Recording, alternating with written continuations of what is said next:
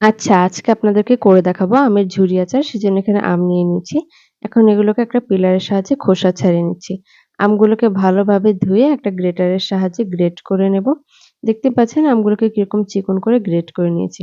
এখন একটা পরিষ্কার বাটিতে আমগুলোকে দিয়ে দিচ্ছি। এখানে দিয়ে দিচ্ছি আমি কিছু পরিমাণে রসুনের কোয়া, দিয়ে দিচ্ছি কাসুন্দি, দিয়ে দিচ্ছি আমি বিট লবণ, সাদা লবণ এবং গোলমরিচ ও শুকনো মরিচের গুঁড়া।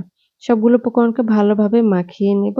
দেখতে পাচ্ছেন সবগুলো উপকরণকে খুব ভালোভাবে মাখিয়ে নিয়েছি। এখন চুলায় একটা পরিষ্কার প্যান বসিয়ে দিয়েছি। তাতে দিয়ে দিচ্ছি পরিমাণ মতো সরিষার তেল। তেলটা গরম হয়ে আসলে এখানে আমি দিয়ে দিচ্ছি পাঁচফোড়ন। পাঁচফোড়নটা ভালোভাবে একটু ভেজে নেব। আর তেলটাকে ভালো করে একটু জাল করে নেব। এবার এখানে দিয়ে দিচ্ছি প্রায় ১ চা চামচের মতো মরিচের গুঁড়া। তেলটাকে ভালোভাবে জাল করে সেই গরম থাকা অবস্থায় তেলটাকে আমি সেই মসলা মাখানো আমের কুচির ভিতর দিয়ে দেব। আপনারা কিন্তু বেশিদিন সংরক্ষণ করতে চাইলে আরো একটু বেশি তেল দিয়ে ডুবিয়ে রাখতে পারেন। দেখতেই পাচ্ছেন আমের আচারটা কতটা সুন্দর হয়েছে। এবার আমি এরকম একটা জার নিয়ে নিয়েছি আর জারের গায়ে তেল দিয়ে এভাবে চারপাশটা ছড়িয়ে দিচ্ছি।